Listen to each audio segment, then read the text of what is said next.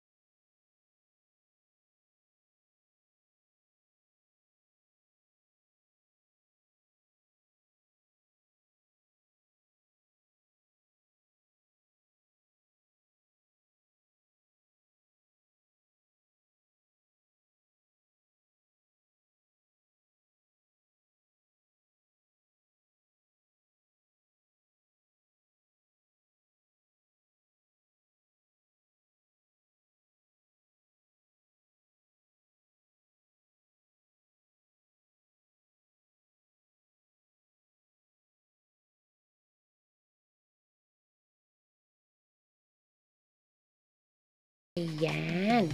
So, ngayon po is, nandyan na rin po yung gabi. Inuna na po natin yan kanina. Hindi ko lang po na-videohan kasi akala ko naka-on yung camera ko. Yung pala yung wala doon.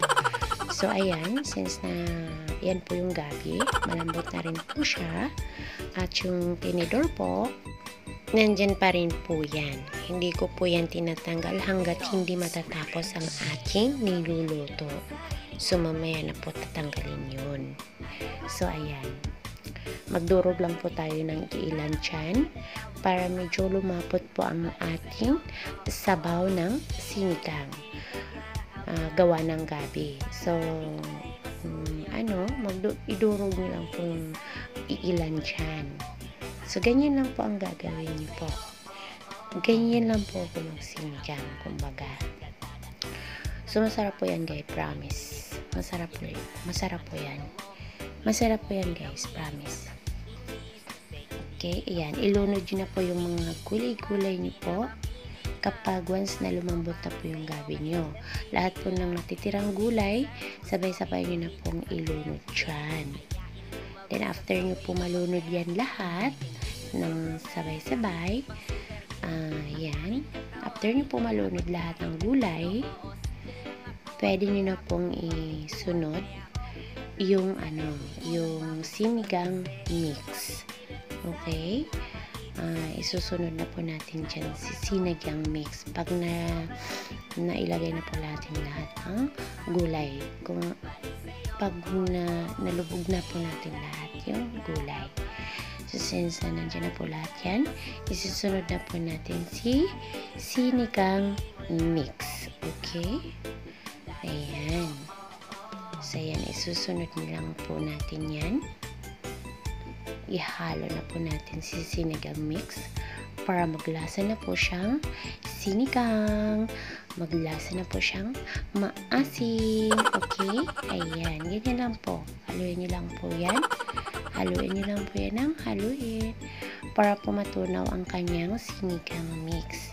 After that, pwede niyo na pong takpan at pwede niyo na pong patayin ang apoy. So, depende po sa inyo, guys, kung gusto niyo pong lutong-luto yung mga gulay niya. Pero actually, guys, hindi naman po kailangan lutong-luto yung mga gulay. Kasi, kumukulo kasi ang ating niluluto. So, mabilis lang po siyang maluto ang gulay. Okay. So, habang ating nilulubog ang mga gulay, tuloy-tuloy po yung pagluto niya. So, I'm sure sa mga may alam na po magluto dyan, alam na po ninyo yan. O, diba? So, yung explanation ko po ay para po dun sa mga batang hindi pa marunong magluto. So, tapos na po ang ating sinigang. Pwede na po natin patayin ang ating sinigang. Patayin na po natin yung apoy. Ayan, wala po tayong papatayin dyan. Apoy lang po. Ayan. Tcharan! O, diba?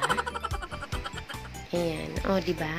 So, yung tinidor na ating nilagay kanina, tanggalin na po natin yan. So, ganyan lang po yan. Pwede na po nating ihain, ilagay sa serving plate. Ayan.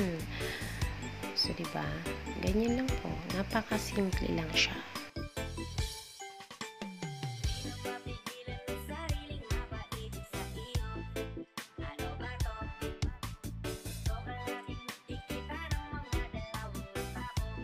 Ayan, tapos na po ang ating sinigang. So, nakita niyo po, guys, sana po ay meron po kayong napulot na kaunting idea sa aking pagluluto. Ayan, maraming pong salamat sa nanonood at sumama sa aking pagluluto. Maraming pong salamat, guys, at see you my next vlog. God bless you po. Bye! Let me show you love.